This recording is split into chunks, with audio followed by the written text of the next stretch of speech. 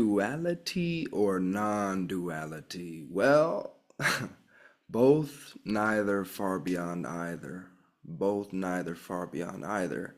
This infinity that is here, this boundless infinity is all inclusive. It's all inclusive. Any way that it seems to be, whether that seems dualistic, whether that seems non-dual, these are all valid, heartbreakingly poetic ways for infinity to be with infinity, or not. It could be framed as many other things too. You can't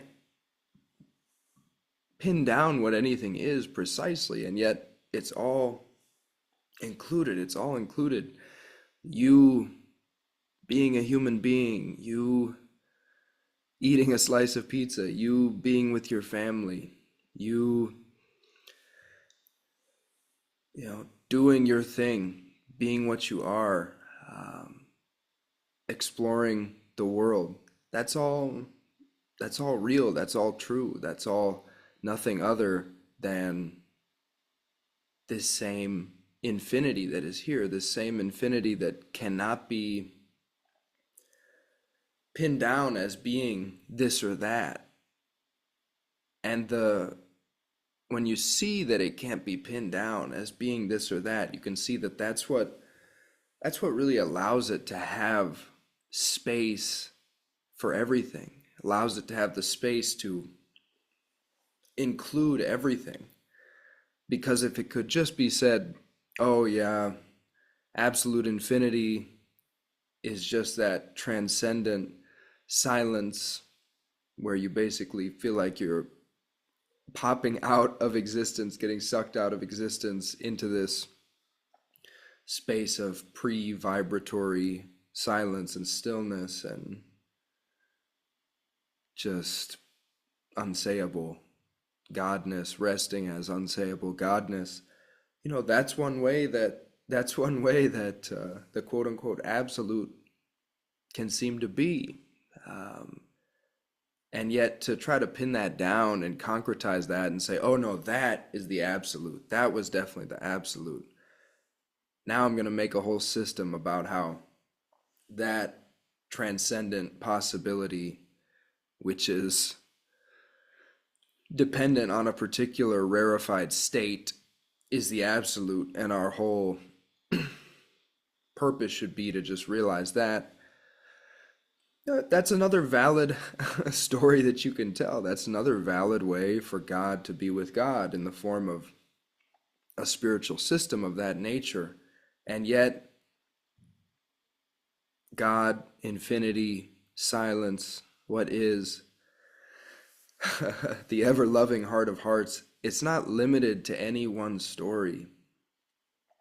Can't be pinned down to any one story. If you can see how that would be a limitation, It includes all these numberless modes, all these never-ending ways that it can be with itself. There's a beautiful quote from Peter Brown. He said something like, the everything is just as true as the nothing. The world is just as true as a sea of infinity. Realization is becoming aware of the full range of modes of how this can be with this, or a fuller range of modes, and then finding your own center of gravity, settling into your own center of gravity. So a lot of what non-duality is basically just training our sensitivity, becoming more sensitive so that we can actually see and sense and feel and be with and melt into infinity in numberless ways that transcend what we usually consider the human condition, the human perspective, the human experience. There are numberless realms and dimensions and ways that infinity can be with infinity that are supra-personal in nature, transcendent and inclusive of the personal. They can go vastly beyond what we typically consider human. I mean, even when we sleep at night, most of us don't pay attention to this, but even when we sleep at night, we usually experience periods of deep, dreamless sleep where everything melts away. Everything recognizably human and earthly melts away, and we just completely dissolve into, you know, pure consciousness or silence. What is that? That happens every night, and we typically just don't pay attention to it. Um, but non-duality is a lot about paying more attention to these more subtle and rarefied aspects of our experience that are already there. It's not contriving anything. It's not creating a state that's not already there. It's just noticing what is here more and more sensitively, which can open up, you know, what can seem to be different states or new states, like what I talked about earlier, this rarefied state of popping out or being sucked, slurped through the pointless point of pure silence and just feeling yourself as pure absolute consciousness, that could be seen as some kind of special state, but I'd say it's more accurately described as just more sensitively noticing what has always been here. That space of pure silence about which nothing can be said is always here. It's always right here. We just don't usually notice it. And similarly, again, there are infinite aspects, angles, poetries, dimensionalities, musicalities, strangenesses of what this is and how this is being with itself that we don't typically notice. And so, yeah, yoga or non-duality in large part is about snapping out of our current normalcy, snapping out of our usual definitions so that we can start to taste and be with experience in numberless different ways that transcend what we usually think of as our functionality or as our human condition. And one of the best ways to do that is to just practice dropping definitions as much as possible. Because what you come to see through yoga is that solidified definitions are really a form of magic, and this is how we, to a profound extent, create the reality tunnels that we live in. The world that any individual seems to live in, the universe that any individual seems to live in, is largely a product of deeply solidified agreements, beliefs, and definitions. Fundamentally, these agreements and beliefs consist of symbolic definitions or vibratory definitions that have been concretized and solidified. And that's probably how this entire earthly realm even appears. It seems that there are, very deeply concretized definitions somewhere within the God mind that at a certain point emanated forth as this apparently collectively shared realm of consciousness where there's this kind of experience of a consensus reality that has a lot of overlap with the apparently billions of different universes that are all coinciding here in this earth realm, which from a certain perspective are all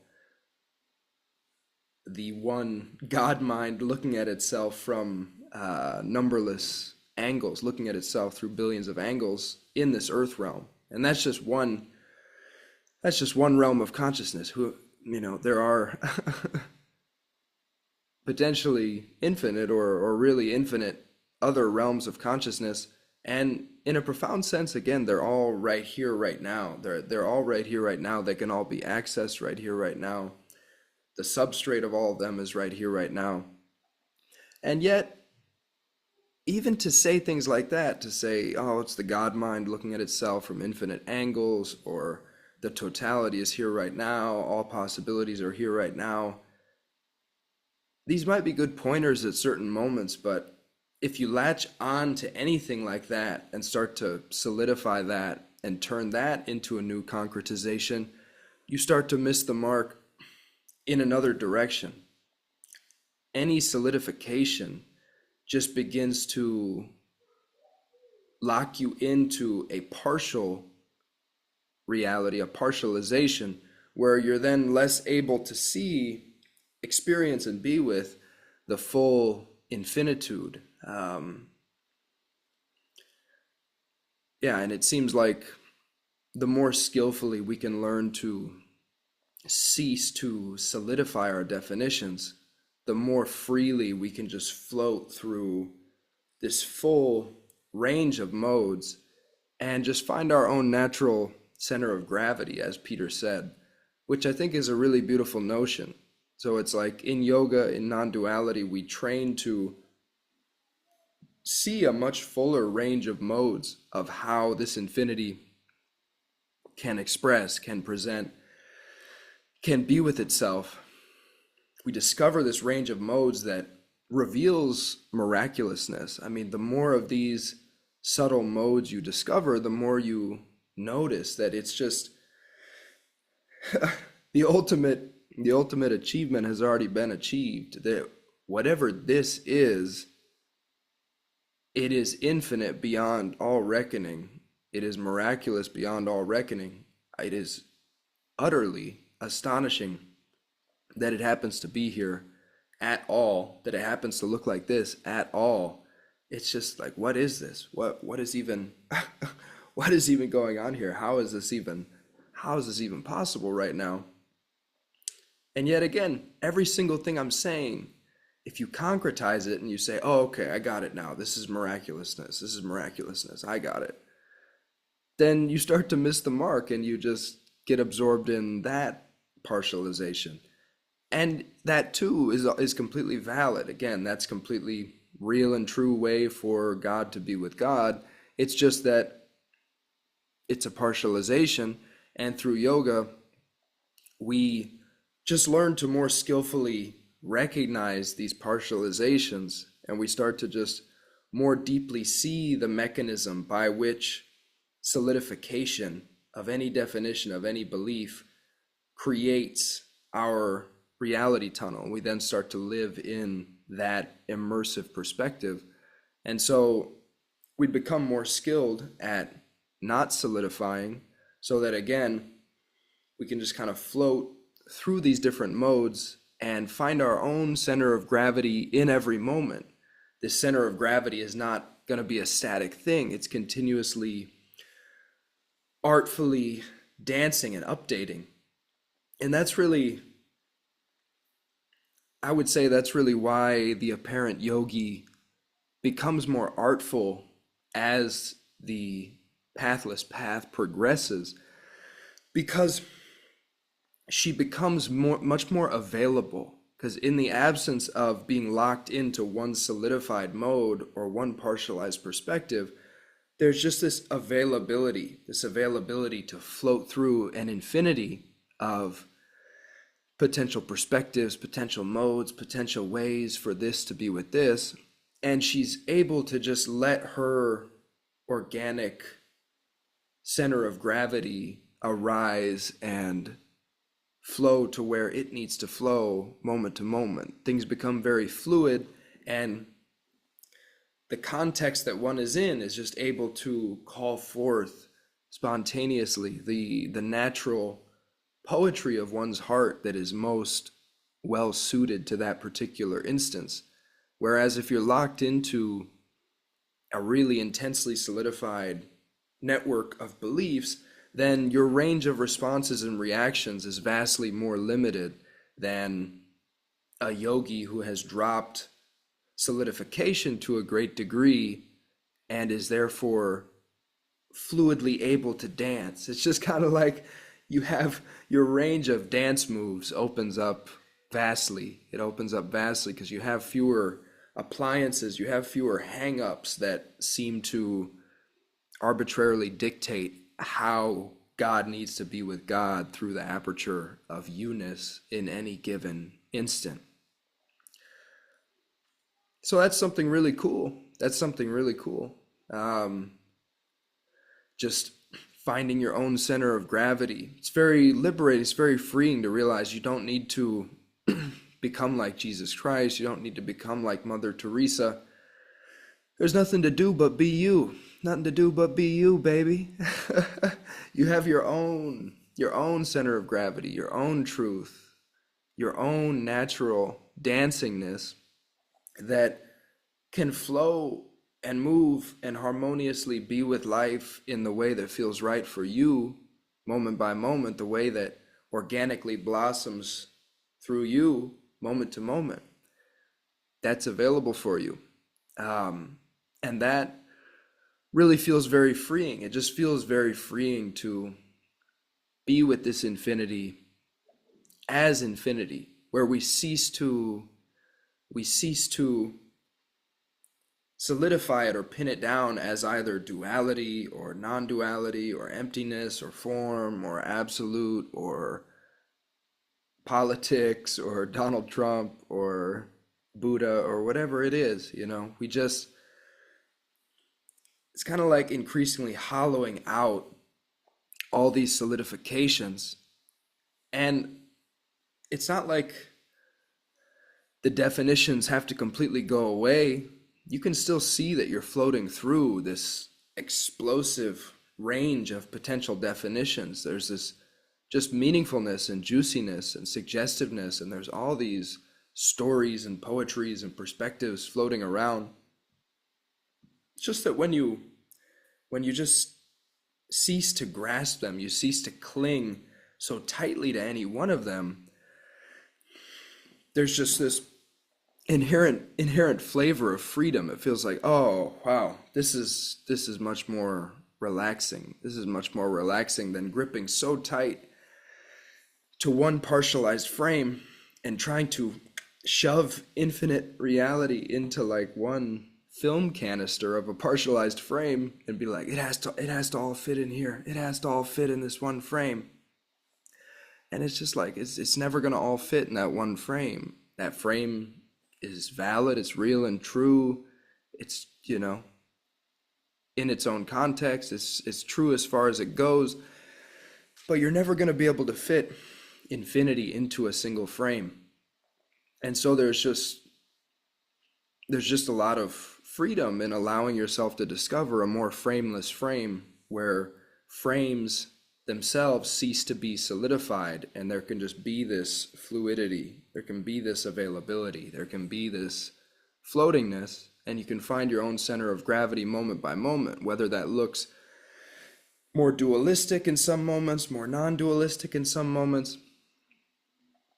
Duality and non-duality can be seen as two sides of the same coin, like form and emptiness, that are completely inseparable,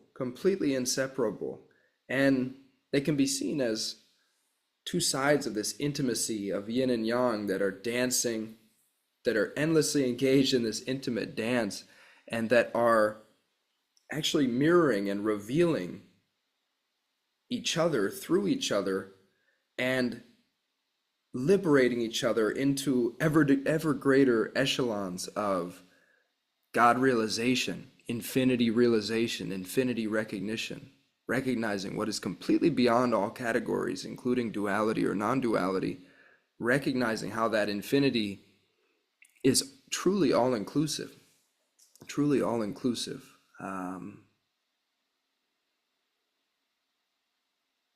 In Zen they say, not two and not one. So this is what they're pointing at. They're pointing at the infinity of that is already here, this infinity of full God realization that is already here, that apparently gets to experience this pathway of actually rediscovering its own already full God realization, its already full infinity realization. And when we start to see that neither duality nor non-duality can fully contain or fully express what is here, we just can again learn to cease solidifying dualistic or non-dualistic frames, and we can just become even freer to let this driftingness, this floatingness, this morphingness of here now-ness, which on one hand is seamless, bottomless, non-dual infinity. On another hand is just me, JB, hanging out in this room, just being a dad, being a bro, chilling. And both, neither far beyond either, it's this infinity of modes and flavors. And yeah, as we learn to cease solidifying, we allow ourselves to be with a fuller range of the textures and flavors, and just to see clearly why solidifying any one of them is always going to be a partialization that can't fully contain what this is. And so then we just see that mechanism more clearly, we float more freely, become more available to the full range of modes, and we let our own center of gravity artfully and availably blossom and find its rhythm, find its music, find its poetry, find its flow, moment to moment. Thank you for listening. One love, namaste, peace, juiciness. Don't forget to notice the juiciness, notice the poetry, notice the miraculousness. One love, peace, infinity. Take care, family. I love you. Take care.